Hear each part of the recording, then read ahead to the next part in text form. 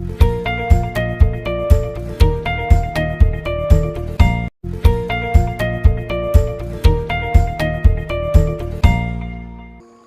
The lord.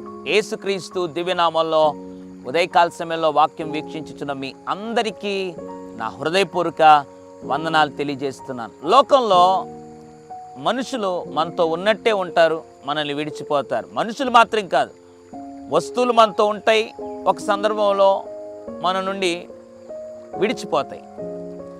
డబ్బు మన దగ్గర ఉంటుంది, ఒకనొక సందర్భంలో మనం విడిచి వెళ్ళిపోతుంది.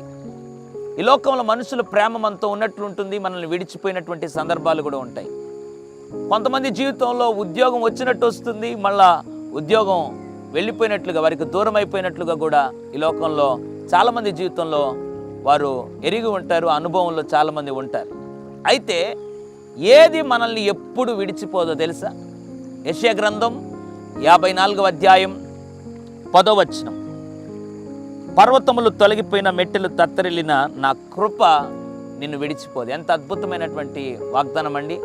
దేవుని కృప ఎప్పుడు నేను విడిచిపోదంట.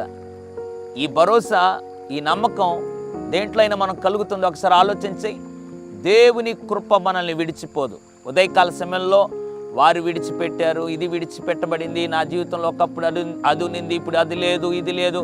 దిగులు పడుతున్నావా? దిగులు పడద్దు. దేవుని కృప నిన్ను ఎప్పుడు విడిచిపోదు.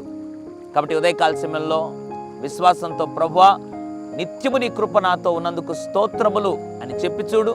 దేవుడు సంతోషిస్తాడు. నిత్యము ఆయన కృపను నీకు తోడుగా ఉంచుతాడు.